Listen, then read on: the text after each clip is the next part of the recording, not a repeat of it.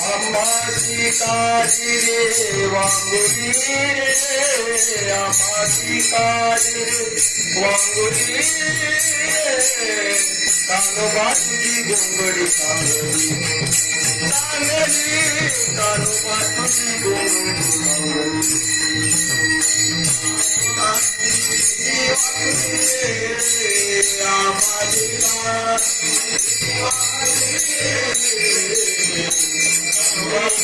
कानोबा तुझी गोंगडी कानोबा तुझी गोंगडी चांगली, कानोबा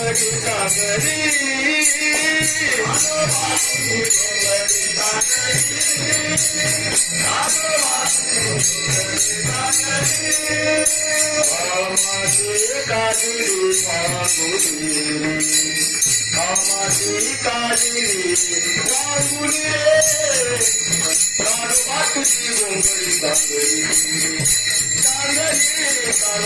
गोंगडी चांगली, कानोबा तुझी गोंगडी आमाची काळजी वांगुली रे, कानोबा तुझी गोंगडी चांगली चांगली, कानोबा तुझी गोंगडी चांगली,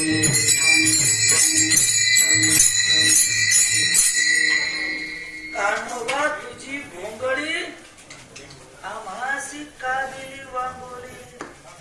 भगवंताची गोंगडी चांगली होती, आपल्याला मात्र नवद्वारे पुरेदिही नैव कुर्वन्न कार्य. सकाळी उठल्यानंतर या देहामधून 9 ठिकाणी द्वारामधून मळ विसर्जन करतो आपण. मग या गोंगडीला जर शुद्ध करायचं असेल तर व्यास महर्षी सांगतात की आपण त्या ठिकाणी शास्त्राचं अंगीकृत करायला पाहिजे, शास्त्राचं पारायण करायला पाहिजे, तर आपली ही गोंगडी चांगली होते. गीतेमध्ये सांगतात व्यासाची मल निर्मोचनम जलस्नानम दिने दिने सत्कृतिता अंबशी स्नानम संसार मलनाशनम. मल निर्मोचनम पुंसा जलस्नानम दिने दिने. जर आपल्याला बाह्य अंगाचा मळ नष्ट करायचा असेल तर आपण काय करायला पाहिजे? रोज नित्य नियमाने पाण्याने काय करायला पाहिजे? स्नान करायला पाहिजे. त्याच्याने काय होणार आहे? बाह्य अंगाचा मळ दूर होत आहे. पण अंतरंगाचा मळ कशाने खर्च होणार आहे, कशाने निघून जाणार आहे? सत्कृत गीता अंबशी स्नानम संसार मलनाशनम. संसाराचा मळ त्या ठिकाणी आपण गीता गीता जरी म्हटलं तरीही आपल्या जीवनातला मळ निघून जातो. नुसती घरामध्ये गीता असून उपयोग नाही, गीतेचा जप करायला पाहिजे. गीतेला 18 नाव आहेत. किती नाव आहेत गीतेचे? इकडे बघा माझ्याकडे. बोलू नका हो, तुम्ही बोलून काही होणार नाही. देव बोलले तर काही होऊ शकतं, तुम्ही बोलून काही होणार नाही. देव बोलले तर सुटसुट होईल, तुम्ही बोलले तर सगळं बिघडलं. गीतेला किती नाव आहेत? 18 नाव आहेत भगवद्गीतेला. गंगा गीताचे गायत्री, सीता सत्य सरस्वती, ब्रह्मवल्ली ब्रह्मविद्या, त्रिसंध्या मुक्त गेहिनी, अर्धमात्रा चिदानंदा, भवग्नि भ्रांतिनाशिनी, वेदत्रयी परानंदा, तत्त्वज्ञानमंजरी, इत्येतानि स्मरे नित्यम घोर संकट नाशनम. स्वामीजी सांगायचे ते 18 पाठ करा. कमीत कमी नाही काही केलं एवढे 18 नाव सकाळ सकाळ संध्याकाळी म्हणा. सकाळी म्हटले तर रात्रीचं पाप नष्ट होईल, रात्री म्हटले तर सकाळचं पाप नष्ट होईल, पण दिवसाचं पाप नष्ट होईल. पण आपण म्हणतो का सायं मध्यानो दिवस कृतम पापम धियानो रात्री कृतं पापं नाशयति सायं प्रातः पठेन्नर अपापोपभवति अपाप पापरहित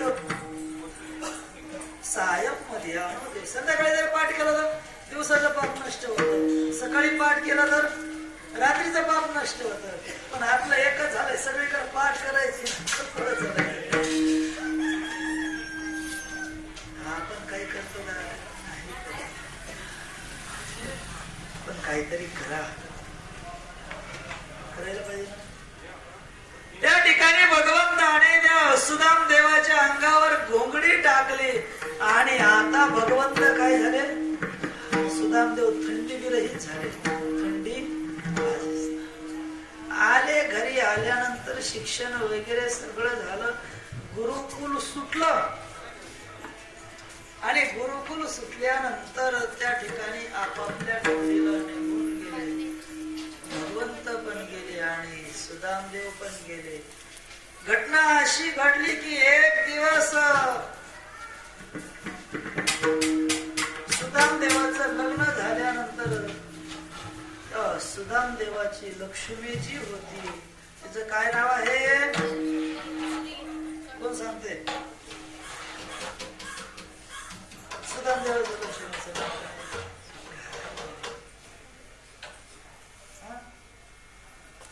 काय? शिला सुला काय आहे का नाही? काय नाव सुशीला नाव होत. त्या सुशीलेला एक दिवस ब्राह्मण भेटले. कोण भेटले? ब्राह्मण. आणि भेटल्यानंतर त्यांनी सांगितलं, अगं सुशीले कशी आहेस? ते म्हणे छान आहे. आपले पतिदेव काय करतात? काही नाही म्हणे, बाजारामध्ये जातात आणि गेल्यानंतर आपली भागवती कथा त्या ठिकाणी बंगल्यामध्ये ठेवणार आणि प्रत्येकाला विचारणार, कोणी भागवती कथा ऐकता का? मार्केटमध्ये देव बाप्पा कोण ऐकणार हो, कोणला वेळ आहे? सगळे आपापल्या व्यवसायामध्ये असतात. आणि मग व्यवसायामध्ये असल्या कारणाने सुदामदेवाचा एक नियम होता की मी काहीतरी ऐकल्याशिवाय मी 1 रुपया पण घेणार. आता आम्ही फक्त देण्याचीच वाट बघतो, कोण आम्हाला काय देते, काय कोण शास्त्र ऐकलो की नाही ऐकलो. खरंच त्या ठिकाणी भगवंताचं भक्ती करायची असेल, भक्त व्हायचं असेल तर खूप शास्त्रानुसार जीवन जगायला पाहिजे. आणि मग त्या सुदामदेवाला कोणी जर ती कथा ऐकली नाही की सुदामदेव काही घेत नसेल, सांगायचा मतीत अर्थ की जर त्या ठिकाणी सुदामदेव रोज रिकाम्या हाताने भजन करत करत येतात, घरी येऊन पाणी पिणार, परत भजन करणार, परत पाणी पिणार, असं जीवन जगत आहोत आम्ही. सुशीले, तुला वाटतं का घरामध्ये काही असावं?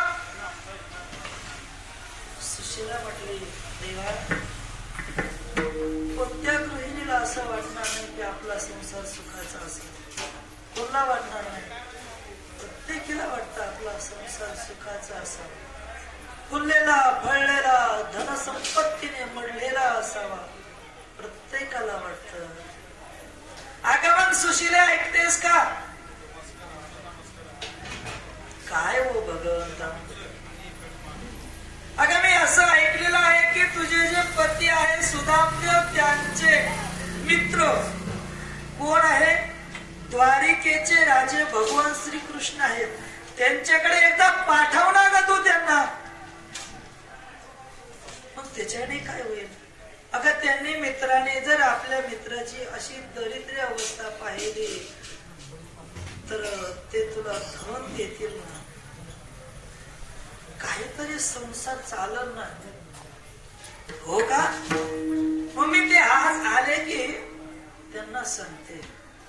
आणि त्या ठिकाणाहून ते असणारे देव बाप्पा निघून गेले. खरं सांग, ते कोण होते हो? तो हा देवाचाही देव.